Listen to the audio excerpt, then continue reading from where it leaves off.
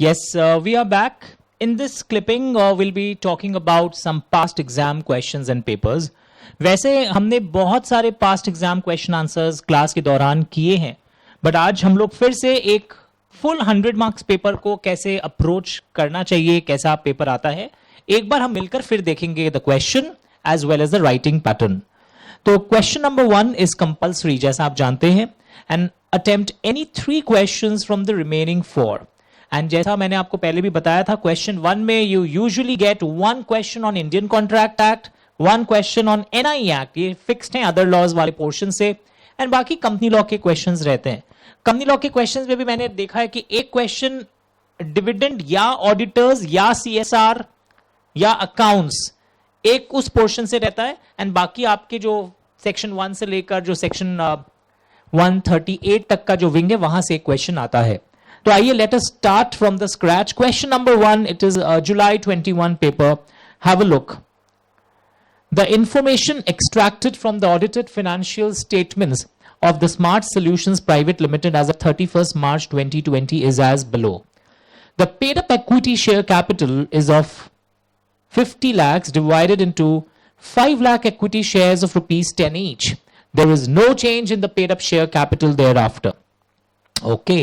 The turnover is, क्या दिखाया जा रहा है यहां पे, 2 करोड़ बेसिकली. अगर मैं देखूं टर्नओवर हो गया आपका 2 करोड़ का, और paid up share capital 50 lakhs. Let me tell you, ये जुलाई 21 का पेपर था, पर अब मैं आने वाले टर्म्स की बात कर रहा हूं. अगर आपकी एग्जाम 23, 24, 22 में रही होगी, तो now what you see the trends are different, क्योंकि स्मॉल कंपनी का डेफिनेशन चेंज हो गया था कंपनीज अमेंडमेंट एक्ट 2020 के कारण, और अब जो आंसर्स आएंगे थोड़े से चेंज हो जाएंगे बिकॉज स्मॉल कंपनी का डेफिनेशन ही चेंज हो गया.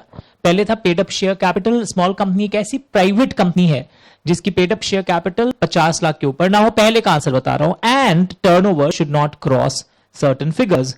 बट अब क्या है, हो गया है the small company is a private company whose paid up share capital do not cross, look here everyone, paid up share capital do not cross 2 crores and total turnover maximum 20 crores. ये जो 50 lakhs था और जो turnover था, ये figures अब change हो गए हैं. Are you understanding everyone? अब 2 crores एंड 20 crores हो गया. पहले क्या था, paid up share capital maximum 50 lakhs and turnover should not cross 20 crores. एक ऐसी प्राइवेट कंपनी जिसमें ये दोनों चीजें आपकी सेटिस्फाई होती है. Paid up share capital do not exceed 2 crores. And अभी का आंसर जो मैं बता रहा हूं, जो आपके फ्रेंड्स दिसंबर 21 में भी एग्जाम दे रहे थे, और आप जब भी अब दे रहे हो 23, 24, 25, and turnover do not exceed 20 crores. Can you see this everyone? 2 crores and 20 crores is the criteria, and it does not include holding subsidiary section 8 company registered under any special act. अगर मैं बोलूं NBFC एक special act के अंदर है, तो NBFC भी यहां कवर्ड नहीं होगा. नाउ लुक हियर, क्वेश्चन पर वापस जा रहा हूं. It is further understood that NICE Software Limited, which is a public company, public limited company एक कोई है, and ये public limited company hold कर रही है इसका इतना equity shares, 2 lakh equity shares hold कर रही है हमारे given question वाली कंपनी का, जिसका नाम है Smart Solutions वाला जो कंपनी है, इसका होल्ड कर रहा है. Smart Solutions हमारा जो प्राइवेट कंपनी है, जिसके ऊपर हम चर्चा कर रहे हैं कि वो स्मॉल कंपनी है या नहीं है, दिखाया जा रहा है उसमें कोई होल्ड कर रहा है. ओके, ये होल्डिंग पैटर्न से क्या इन्फ्रेंस आ सकता है कि बिकॉज हमने देखा था कुछ कंपनीज एक्सक्लूडेड रहती हैं even if this fulfil the criteria. If you are a holding company, you are a subsidiary company, you are a section 8 company, तो मैं देखूंगा ये क्राइटेरिया क्रॉस हो रहा है या नहीं हो रहा है. Smart solutions private limited has filed it's financial statements for the year with ROC excluding the cash flow statement. और हमने तो डेफिनेशन में पढ़ा था, तो आपको इस आंसर में आप देखोगे, इस क्वेश्चन में आप देखोगे that you have to also explain the financial statement में क्या आता है, क्या excluded है. और हमने ये पढ़ा था कि कुछ कुछ कंपनीज अगर अपने financial statements में कैश फ्लो स्टेटमेंट नहीं डाले तो वो भी exempted हो जाते हैं, कोई प्रॉब्लम नहीं होता है. तो नहीं डाला, इन्होंने लिखा है the ROC issued a notice to smart solutions private limited as it has failed to file the cash flow statement along with the balance sheet and PL account. You are required to advise on the following points explaining the provisions of the Companies Act. Roman 1, whether Smart Solutions Private Limited shall be deemed to be a small company whose significant equity shares are held by public company. बस डरा दिया आपको ये सब लिखकर, whose significant equity shares are held by a public company. हमने तो देखा था ऐसा कुछ नहीं होता है कि अगर कोई significant होल्ड कर ले तो वो स्मॉल कंपनी नहीं माना जाएगा. स्मॉल कंपनी कब नहीं माना जाएगा? Just showed you the chart and I will be going into that details again. Whether Smart Solutions Private Limited has defaulted in filing its financial statements, सही तरीके से फाइल नहीं हुआ, क्या ऐसी बात है? तो इट्स अ 6 मार्क क्वेश्चन. मन में यस नो हाँ ना ये तो बहुत जल्दी से मन में दिल में ज्वार भाटा उत्पन्न हो जाता है. But as you know that when we write the answer we have to target कि इसमें मुझे स्मॉल कंपनी का डेफिनेशन समझाना है, क्या एक्सक्लूड होता है स्मॉल कंपनी के डेफिनेशन से मुझे वो भी समझाना है, क्या फाइनेंशियल स्टेटमेंट्स के अंदर आता है क्या नहीं आता है, and then finally in the given case what is happening and the conclusion according to the required demand of the given question. Roman 1 and Roman 2 की लैंग्वेज को लास्ट में समाप्ति की ओर मुझे ले जाना होगा. ठीक है ना? तो now what is happening here, I will show it to you the answer. Small company means a company other than a public company. वही जो मैं बोल रहा था, it's a private company having paid up share capital not exceeding 50 lakhs. अब हम लोग बोलते हैं not exceeding 2 crores. Turnover as per PL account for the immediately preceding financial year वाला turnover देखते हैं हम लोग, not exceeding 20 crores हो गया है अब. Okay. Nothing in this clause shall apply to a holding company or a subsidiary company.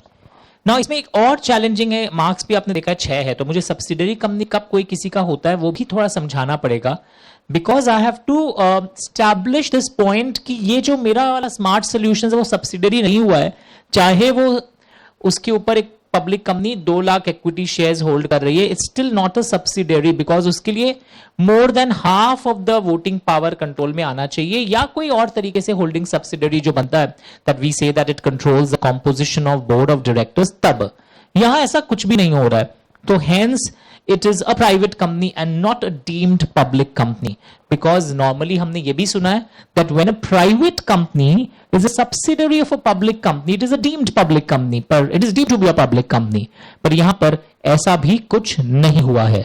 So आप समझ रहे मेरी बात को कि वो आपको ऑन द स्पॉट सोचना होगा इस क्वेश्चन में मैं किन डेफिनेशंस को किन एस्पेक्ट्स को प्रूव करते हुए आगे चलूं.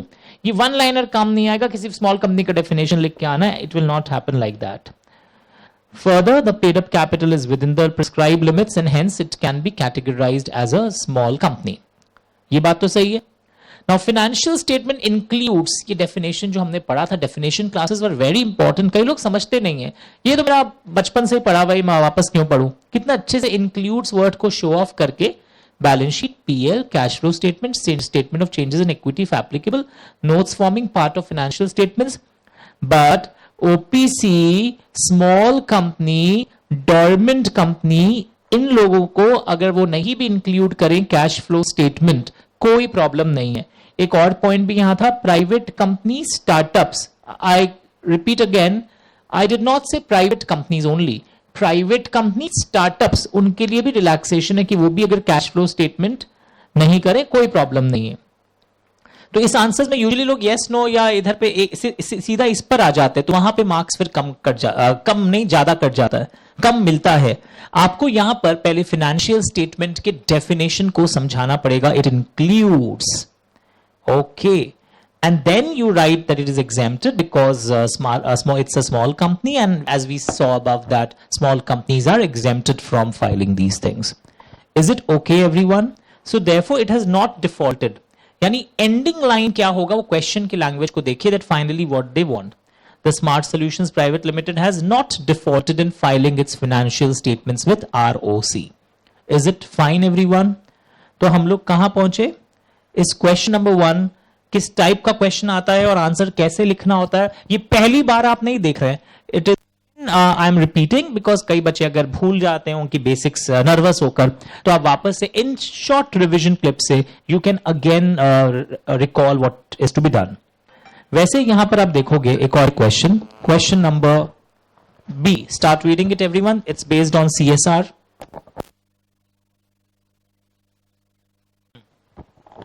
Yes. So this is the next question after this July 21's paper we were discussing. This is 1B. We are talking about the compulsory questions today. So 1B Roman 1. और देखो कि ऐसा tough भी नहीं है कि आप कर ही नहीं सके, बट हाँ एक चीज चैलेंजिंग है that how you will present your answers. मुझे सब आता है सर, मैं जानता हूं, मार्क्स नहीं मिलता. रीजन इज दैट प्रेजेंटेशन की कला, कि आपको पहले कैसे फाइनेंशियल स्टेटमेंट की डेफिनेशन सपोज कोई केस स्टडी में समझानी चाहिए थी, स्मॉल कंपनी की भी, इनफैक्ट सब्सिडरी कंपनी का भी एक अंश आपने दिखाया, and then how you correlated and concluded and established that your way of expressing the answers is actually very very good. तब आपको 6 में 6 मिलता है या 5.5 मिलता है. तो आइए चलिए एक और इजी क्वेश्चन करते हैं. This is only of 3 marks. It is of course easy. The balances extracted from the financial statement of ABC Limited are as below. And CSR से एक compulsory question I also expect in your term, so please be very very careful. So net worth, turnover, net profit, ऐसा यहाँ पर इन्होंने parameter दिया है. और balances as on 31st March 2020 दिया हुआ है, balances as on 39 2020 भी दिया हुआ है. Explain the provisions of the Companies Act. You are required explaining the provisions, यानी ऑफ कोर्स प्रोविजन नहीं बोलता तो भी मैं एक्सप्लेन करते ही रेलिवेंट प्रोविजन जो भी है. You are required to examine whether ABC limited is required to constitute CSR committee during the second half of the financial year 2021. क्या इनको दरकार होगा? तो बेसिकली इसमें बहुत बेसिक पूछ लिया है कि सीएसआर कमिटी का कॉन्सेप्ट ट्रिगर कब होता है, और इन्होंने कंफ्यूज करने के लिए आपको क्या किया, नेटवर्थ 2 तारीख का दे दिया, टर्नओवर आपको ऐसे दे दिया, नेट प्रॉफिट्स भी ऐसे दे दिया. और आप जानते हैं, और आंसर देखकर आपको याद और आ जाएगा कि मैं जब नेटवर्थ देखता हूं 500 करोड़ और मोर, याद है नेटवर्थ, बड़ी बड़ी कंपनी, एवरी कंपनी जिसका नेटवर्थ 500 करोड़ और मोर हो, या टर्नओवर 1000 करोड़ और मोर हो, या net profits 5 crore, net profits वाला हमेशा याद रहता है. तो ये नेटवर्थ एंड टर्नओवर जो हम देखते हैं, ये प्रीसीडिंग ईयर का देखते हैं. वी डू नॉट सी ऐसे बीच में कभी भी. नेटवर्थ एंड टर्नओवर हम प्रीसीडिंग ईयर का देख रहे हैं. नेट प्रॉफिट्स ऑफ 5 करोड़ और मोर during the immediately preceding financial year, they will constitute a CSR committee. और थोड़ा शो ऑफ भी कर दिया, जिसमें 3 और मोर डायरेक्टर्स रखना पड़ता है, जिसमें से एक इंडिपेंडेंट डायरेक्टर होगा. तो हमारे इस केस में जो यहां तक जो पिछले साल के इस पीरियड में कोई का ये सब क्राइटेरिया सेटिस्फाई नहीं हो रहा. लुक हियर, क्या नेटवर्थ 500 करोड़ हुआ? नहीं सर. टर्नओवर 1000 करोड़ हुआ? नहीं सर. नेट प्रॉफिट्स 5 करोड़ हुआ पिछले साल तक? नहीं हुआ. तो मुझे इस साल फिर सीएसआर नहीं बनाना है. तुम ये देखकर भावुक जरूर हो सकते सर हुआ ना टर्नओवर 1000, पर मुझे प्रीसीडिंग ईयर वाले से मतलब होता है. तो ये कंफ्यूज करने के लिए this column has been given to you, और जानबूझ के सेकेंड हाफ और ये सब बातें बोल रहा है. But I am expecting a CSR amendment question in the compulsory part आने वाले कई terms तक. So please be aware of that particular aspect because students CSR के amendments को ignore कर देते हैं. So hence it is not required to constitute the CSR committee. ये conclusion देखा आपने? तो ये conclusion हम लोग कैसे derive करेंगे? I have always taught you कि question का requirement पढ़ो, जैसे whether ABC Limited is required to constitute the CSR committee during the second half of the year. तो इसी लाइन से ABC limited is not required to constitute. मतलब you have to be very clear कि question क्या पूछा गया था और आप क्या कंक्लूड कर रहे हैं. सही फिगर्स मैं भूल जाता हूं कौन सा कब ट्रिगर होता है, तो इसके लिए मैंने एक चार्ट भी सर्कुलेट किया है कि कुछ फिगर्स एक्चुअली में दे आर वेरी कंफ्यूजिंग. जैसे मैं सीएसआर जब भी पढ़ता हूं ना, मुझे ये याद रहता है कि हाँ सीएसआर में नेट प्रॉफिट्स तो 5 करोड़ में ही ट्रिगर हो जाता है. नेटवर्थ एंड टर्नओवर वाले में कई बार कंफ्यूजन होता है. जैसा अभी बहुत फ्रेश लग रहा है, अभी मैं और आप संग में पढ़े थे, नेटवर्थ 500 करोड़ और मोर और टर्नओवर 1000 करोड़ और मोर. अंडरस्टूड? तो ये फिगर्स के ट्रिगर पॉइंट्स वाले क्वेश्चंस बहुत डेंजरस होते हैं. जुलाई 21 का पेपर मुझे यही लग रहा है, सब फिगर्स पर ट्रिगर करने वाले. जैसे स्मॉल कंपनी में भी आपको याद होना चाहिए था paid up share capital and turnover उस प्राइवेट कंपनी के कितने के ऊपर ना जाए. तो these things are very crucial when you revise, और यही फायदा होता है इस टाइप के क्लासेस को देखने का. चलिए, the next 3 mark question that is also simple, dividend पर बेस्ड है. I am assuming you are having this July 21 paper in your hands. ये सब साइट पर अवेलेबल भी होता है. सोल्यूशन अवेलेबल है. मेरे संग करने से क्या होता है, आपको अप्रोच और सोचने का तरीका मैं दिखा सकता हूं. ASR Limited declared dividend at its AGM held on 31st December 2020. The dividend warrant to Mr. A, a shareholder, was posted on 22nd January, but due to postal delay, A received the warrant little late, that is 5th February, and encashed it later on. Can Mr. A initiate action against the company for failure to distribute the dividend within 30 days of declaration? तो इसमें yes no नहीं है. पहले देखो writing pattern, आपने ये section 127 का reference दिया है. The dividend declare must be given to the registered shareholders within the 30 days from the date of declaration. And in case dividend is given by issuing warrants, they are delivered at the registered address within the prescribed time. They are posted. Posting is important. And it is immaterial whether the same are received within 30 days or not. वो हमारे काम का नहीं होता. तो इसीलिए फिर in the given case करके इन्होंने conclude किया है. And this is so simple. That's why I'm not going deeper into this particular question. पर आप शुरुआत देखें. अब आप पूछेंगे कि मेरे को नंबर याद नहीं है, तो if I don't remember the question number then how do I go about it. Sorry, section number याद नहीं है. You could have written according to the applicable provisions of the Companies Act, dividend declared must be distributed within 30 days, must be paid within 30 days. Okay. Okay. So, ये चीज clear हो गया. मुझे पे करना है विद इन 30 डेज, और dividend warrant में if I post at the registered address within 30 days, that's a sufficient compliance. Okay, चलिए. Now comes the next question. तो हम लोग कंपल्सरी पार्ट वाले क्वेश्चंस आज देख रहे हैं. दैट कंपल्सरी पार्ट के क्वेश्चंस किस टाइप के होते हैं और मिक्स्ड बैग कैसे आता है. तो लास्ट के 15 दिन 10 दिन पहले इस टाइप का वीडियो जरूर देखना चाहिए. चाहे आपने चैप्टर वाइज बहुत प्रिपरेशन किया, आपको याद आ जाता है, बट कैसे क्वेश्चन आने से किस तरीके से लिखना है, this practice takes you to a different level all together. Specially अगर आप हाई स्कोर एक्सपेक्ट कर रहे हैं, अगर हाई स्कोर वालों का एस्पिरेशंस मैं बोलूं, और जो कमजोर है और पास होने का सोच रहे हैं उनके लिए भी जरूरी हो जाता है, बिकॉज उनके लिए तो और ज्यादा चैलेंजिंग है. They understand everything but they are not able to write. So writing के लिए आपको इस टाइप की वीडियोस देखनी चाहिए. Mr. Paul, a minor, purchased a smartphone on credit from a mobile dealer on the surety given by Mr. Jack. देखो language क्या लिखा हुआ है. एक माइनर ने परचेज किया और गारंटर मेजर था, वो एक माइनर के लिए गारंटी दे रहा है. Paul did not pay for the mobile.